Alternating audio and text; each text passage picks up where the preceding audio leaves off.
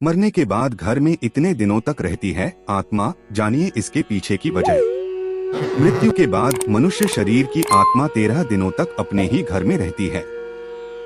गरुड़ पुराण में मृत्यु से जुड़े संस्कारों को लेकर कई नियम भी बताए गए हैं, जिनका पालन करने से मृतक की आत्मा को शांति मिलती है, उसे अच्छी गति मिलती है। गरुड़ पुराण में जन्म से लेकर मृत्यु और उसके बाद आत्मा के सफर तक के बारे में कई बातों का वर्णन किया गया है।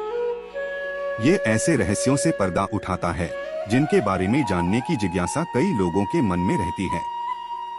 केवल इतना ही नहीं, गरुड़ पुराण में मृत्यु से जुड़े संस्कारों को लेकर कई नियम भी बताए गए हैं, जिनका पालन करने से मृतक की आत्मा को शांति मिलती है, उसे अच्छी गति मिलती है। वहीं पूर्वजों के आशीर्वाद से व्यक्ति का परिवार खूब तरक्की, सुख समृद्धि पाता है। 13 दिनों तक अपने घर में रहती है आत्मा। गरुड़ पुराण के मुताबिक मृत्यु के बाद मनुष्य शरीर की आत्मा 13 दिनों तक अपने ही घर में रहती है।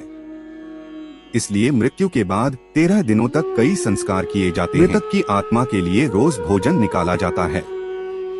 इसके बाद तेहरवीं की जाती है और पिंडदान भी किया जाता है। दरअसल मृत्यु के बाद यमदूत आत्मा को तुरंत अपने साथ यमलोक ले जाते हैं, जहां उसके कर्मों का हिसाब किया जाता है और फिर 24 घंटे बाद आत्मा फिर से अपने घर पर लौट आती है। परिवार के प्रति मोह है वजह। इसके पीछे वजह उसका अपने परिवार के प्रति मोह होता है। यहाँ आत्मा अपने परिजनों के बीच भटकती रहती है, उन्हें पुकारती रहती है, लेकिन परिजन जब उसकी आवाज नहीं सुनते हैं तो वह बेचैन हो जाती है।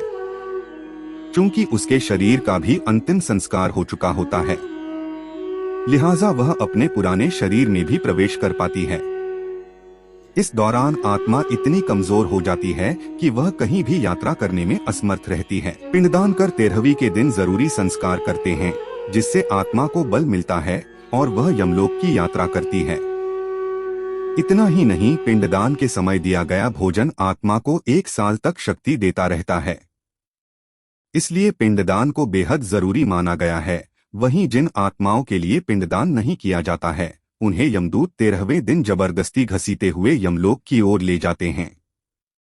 इससे मृतक व्यक्ति की आत्मा को बेहद कष्ट उठाने पड़ते हैं। वहीं जिन लोगों के कर्म खराब रहते हैं, उनकी आत्मा भी बहुत कष्ट उठाती है।